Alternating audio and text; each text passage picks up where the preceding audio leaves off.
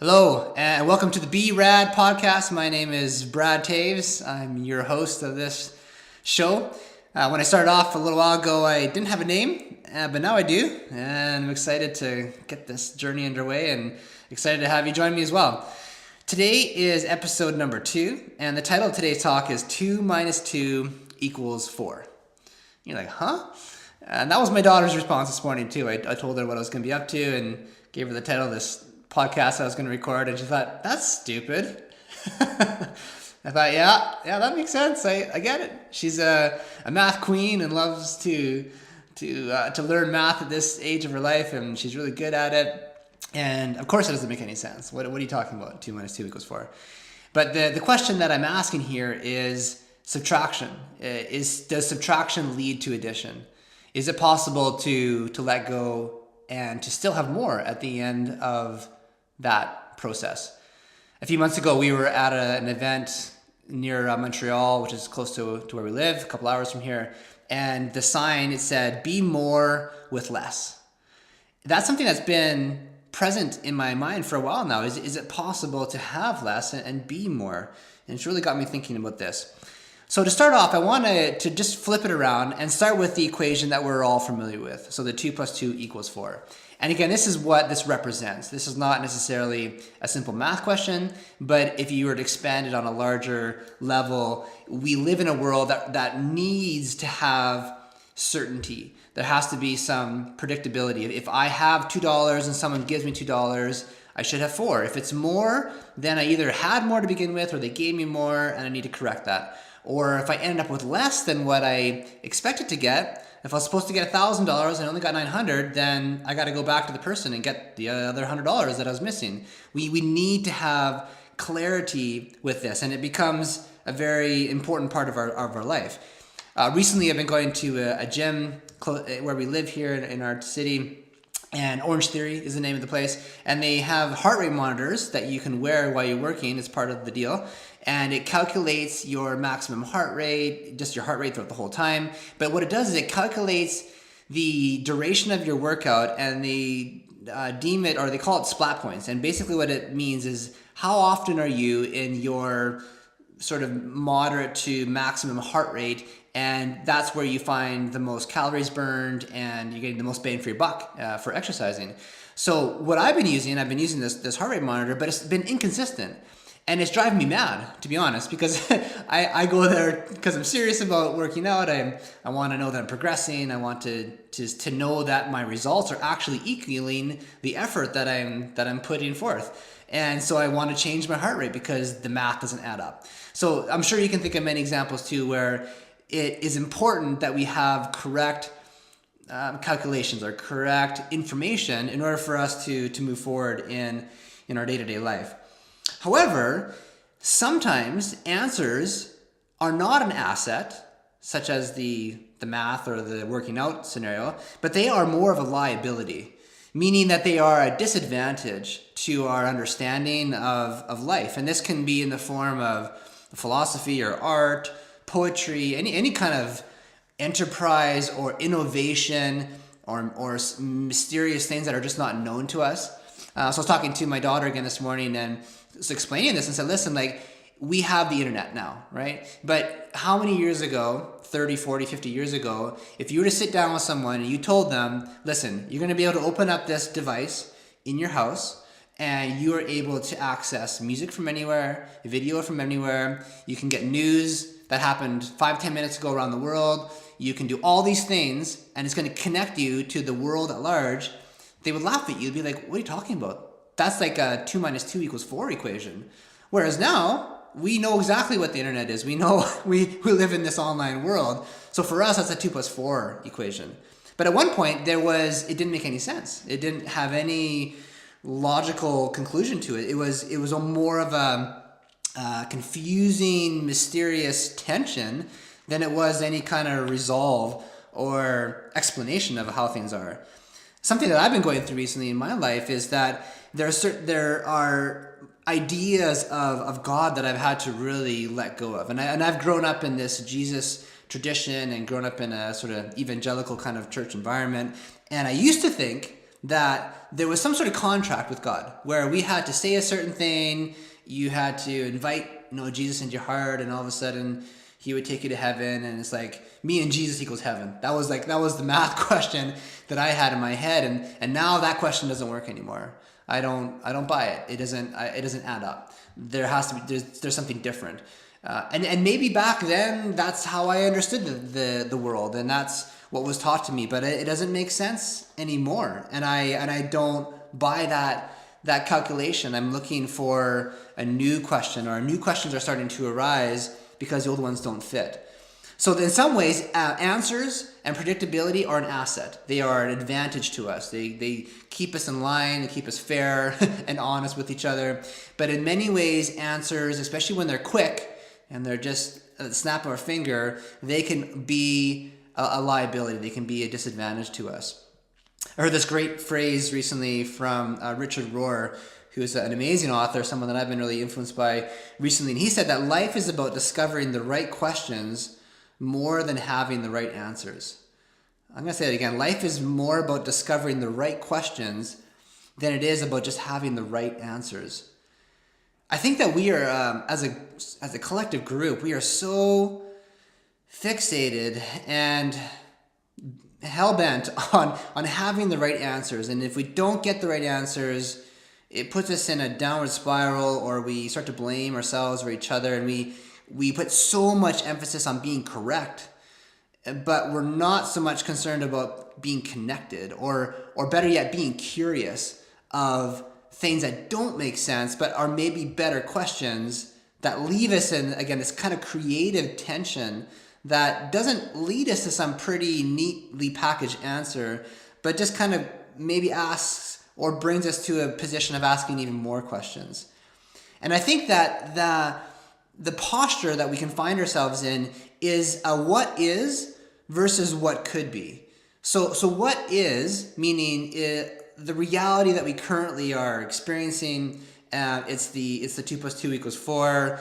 It's the predictability. It's the I know how this is going to go, and don't tell me how it can be any different because I can't perceive it to be any different. That is the what is, and that is a very, I would say, socially acceptable place to live. No one would argue with you in that spot. It's towing the line. It's I don't know how else you want to call it, but being a good citizen, being responsible. And yet it keeps us very confined. And on the other hand, or on the forward progression would be what could be, what is possible in this scenario. And that might require a different equation, or might require a different question that, again, as simple as it sounds, is a question mark as opposed to an exclamation mark. Because an exclamation mark doesn't leave any room for possibility. Whereas a question mark, there's always room. There's always like, well, what if we turn it this way a little bit? We have, like, for example, you're holding something in your hand and you've been looking at it a certain way, and all of a sudden you turn it ever so slightly, and maybe the way that the light reflects off of it, and the way that it's holding your hand, the colors change, and all of a sudden it looks a little bit different because now you've moved from what has been the same the whole time to what possibly could be. And I guess maybe here's where I want to insert this idea of subtraction, because I wonder if the way in which we get to see a different way of being or living, or even innovating, like talk about the internet example of it not being here and now it's here. How is it possible that we have advanced in technology and in thought and consciousness? What had to happen in order for there to be a different result? And I think subtraction is one of these keys. Is what do we need to let go of that will allow us to see things in a bigger way, in a more expansive way, in a way that makes room for more, as opposed to just adding on more.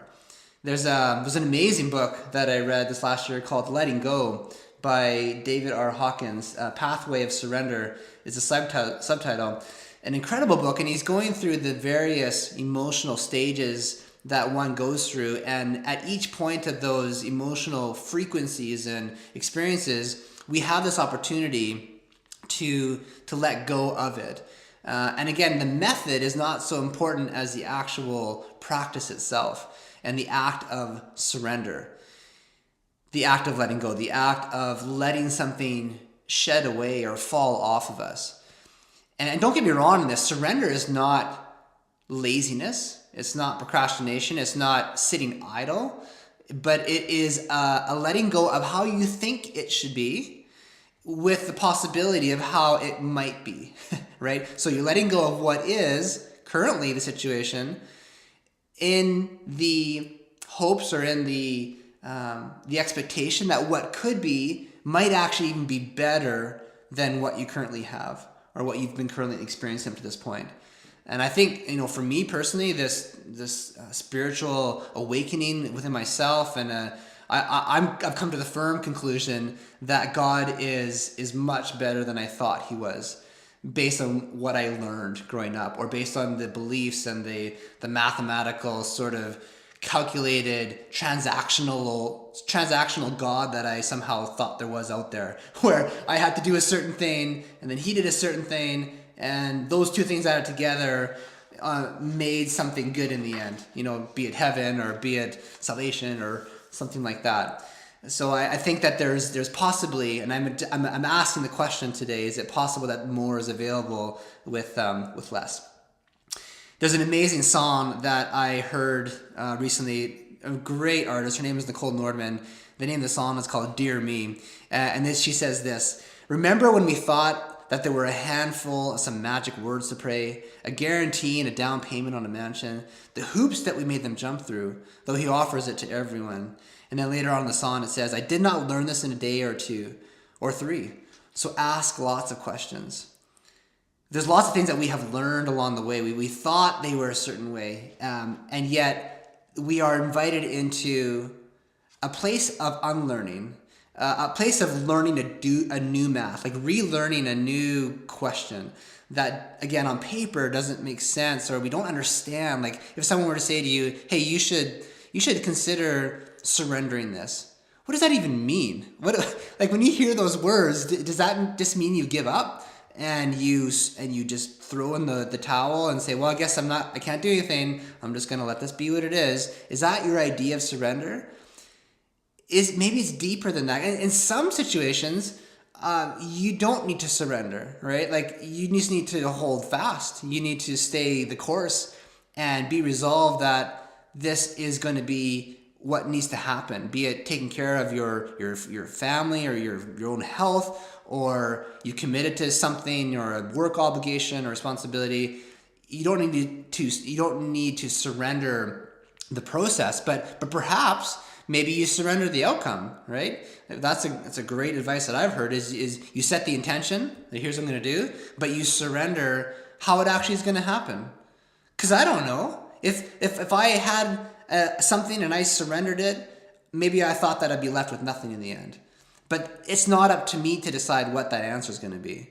Because if I am working within the divine, and if I am stepping into more of the creative tension of life and the mystery of things, and it can have practical applications. This is not all just fluffy talk that has no grounding to it, but it can lead to specific events and locations and decisions and transactions and and things in our life that will take shape. But its starting point might be more of a question that doesn't have an emphatic exclamation mark to say, "Yeah, this is how it is, and you can't convince me otherwise." And my mind is shut to the possibility of being anything other than what I know it to be right now. So as we wrap up, I want to land with maybe two questions, and it's kind of threaded throughout the whole thing. But here's my first question: Is it possible that you might have gotten something wrong along the way? Is it possible that you have been taught incorrectly, or maybe better said, incompletely? It could have been a faith tradition. It could have been something that you grew up in a religious context. It could be about self-image, the way that you look at yourself, or how you view social interaction and your part in that, or judging people, or your thoughts on money, or whatever. The list goes on and on. Are there certain ideas and beliefs that you believe to be so true, but maybe they're not as true as you think they are? There's this great quote, I forget the guy's name, but he said the illiterate of the 21st century are those are not going to be those who can read, write, and do math and all these calculated things that we're accustomed to, but it's those who cannot learn, unlearn, and relearn. Those are going to be the illiterate of the 21st century. Those who cannot unlearn what they've learned and then relearn a new way. Something that is perhaps a slight twist to what they had before, but it leads them into more innovative, more effective, more, healthier views of themselves, of other people. And it requires a humility, right, to open ourselves up to possibly not having it right, not having all the answers. And in fact, sometimes if the answers come too quickly, they become cliche, right? Because it's like, I have the answers. It's the I know it all. It's the I, and then we protect the cliches. We hold on to them so tightly because we see them as beneficial to our ego and our sense of self. And if we were to let go of those quick answers that have served us for so many years, what would we be left with? Does it leave us empty-handed? Does it leave us stranded? So we hold on very tightly to those. And my second question, I'll end with this, is can you trust that 2 minus 2 equals 4? This idea of more with less. If you let go of what you know to be true, what you think is true, is it possible to uncover an even more abundant view of the universe that is beyond your calculation, beyond your answers that you have come up with? Is it possible? Are you willing to ask that question? You don't even have to believe that it's true, right? You don't even have to believe that if you surrendered this thing in your life, this work idea or this dream or this hope that you had, you feel like you have to hold on so tightly to it and you need to just crank it out, and so much responsibility is on your shoulder to manufacture the outcome that you couldn't even fathom letting go of that thing. Is it possible that, listen, your intent is valuable, or your intent is important, and yes, don't let go of the intent, but could you let go of how it's going to actually turn out? And if you did let go of it, is it possible not only to maybe come up with a quote unquote good result, but even a better result, one that's exponentially more than what you figured going into it, right? Is it possible to start with something, take away the exact same amount, and end up not with just the amount that you started with, but double that or triple that or quadruple that exponential factor that this universe allows us to live within? So that's my question. My fellow brothers and sisters, my fellow mathematicians out there, are you willing to let go of what you think you know in order to step into something that is bigger than what you even thought possible? So I encourage you, stay resolved in the discovery of your true self as you're waking up to being human. Bye.